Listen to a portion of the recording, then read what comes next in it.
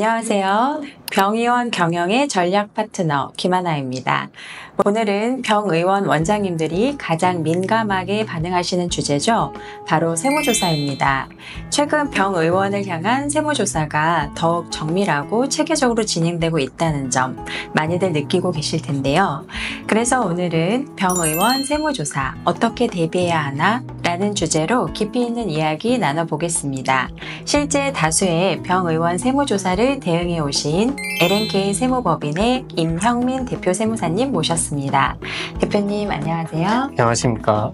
네, 안녕하세요. 병의원 세무조사는 실제 실무에서도 굉장히 민감한 주제입니다. 오늘은 현실적인 해법을 드려보겠습니다. 대표님, 병의원이 왜 이렇게 세무조사 대상이 되는 걸까요? 특별히 위험한 업종은 아니잖아요. 맞습니다. 겉으로 보기엔 안정적이고 정기적인 수입이 있는 업종이지만 현금 비중이 높은 비급여 매출, 지출 증빙의 불안전성, 의료 장비 과다 계상 등 세무당국 입장에서는 탈루 가능성이 높다고 판단되는 구조가 많습니다. 요즘 카드 결제도 많은데 여전히 현금 누락 이슈가 클까요? 그럼요. 특히 미용시술, 비보험 진료, 고액시술이 많은 피부과, 성형외과, 치과는 여전히 국세청의 주요 타깃입니다.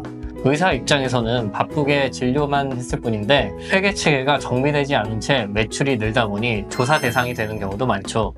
그렇다면 어떤 병원이 세무조사 대상으로 선정이 되나요? 특별한 기준이 있을까요? 네, 크게 세 가지 방식이 있습니다. 첫째, 정기적 표본조사입니다. 일정 매출 이상, 일정 주기마다 정기적으로 조사 대상이 되는 구조입니다. 둘째, 비정기적 위험 징후 포착입니다. 예를 들어 급격한 매출 증가, 경쟁병원 대비 수익성 과도 등 국세청 빅데이터 시스템에서 비정상 신호가 감지되면 바로 후보군에 오르게 됩니다. 결국 숫자가 말하는 거네요. 맞습니다. 세무조사는 이제 사람이 고르는 게 아니라 시스템이 고르고 있습니다. 특히 최근에는 신용카드 매출, 현금 영수증, 수납 시스템, 의료기기 구매 이력까지 다 데이터화되어 분석되고 있습니다. 실제로 조사를 받는 병원들이 가장 많이 지적받는 항목이 어떤 건가요? 크게 5가지입니다. 첫 번째는 현금 누락 매출입니다. 특히 수납 기록 없이 직접 입금되는 고액 시술비 같은 경우 매출 누락으로 세무조사의 대상이 될 수 있습니다. 둘째, 비용 과다 계상이 있습니다. 의료 장비, 소모품, 인건비를 과다 계상했을 경우에는 세무조사의 대상이 될 수 있습니다. 셋째, 아르바이트 인력, 외부 강사비 등을 비용 처리했지만 원천세 미신고를 한 경우에는 세무조사 대상이 될 수 있습니다. 넷째, 배우자, 자녀 명의로 진료비를 수령하거나 명의법인으로 비용을 이동했을 경우에는 세무조사 대상이 되실 수 있습니다. 다섯째, 장부 미비 및 증빙 부실의 경우에는 세무조사 대상이 되실 수 있습니다. 그럼 어떻게 대비를 해야 하나요? 진료에만 집중하다 보니까 실수도 많이 생기실 것 같아요.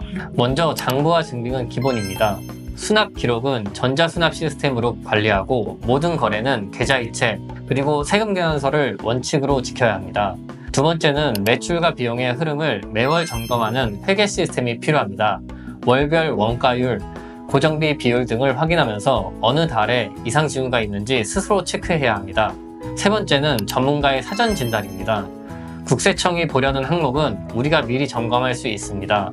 예를 들어 이익잉여금이 얼마인지, 인건비 신고 비율이 업계 평균보다 높은지를 세무 리스크를 스스로 시뮬레이션 해보는 게 중요합니다. 만약 조사를 받게 되면 병원에서는 어떻게 대응해야 할까요? 첫째, 자료는 반드시 전문가와 함께 준비하세요. 혼자 설명하거나 실장님이 대충 응대하면 오히려 문제가 커질 수 있습니다. 둘째, 조사 이후에도 관리가 중요합니다. 한 번 조사를 받으면 일정 기간 주기적으로 모니터링 대상이 될 수 있습니다. 따라서 구조 자체를 바꾸는 사후 관리까지가 진짜 대응입니다. 오늘 현실적이고 실질적인 조언을 주신 임형민 대표님 감사합니다. 감사합니다. 앞으로도 병원 경영자분들께 도움이 되는 컨텐츠로 인사드리겠습니다. 시청해주셔서 감사합니다.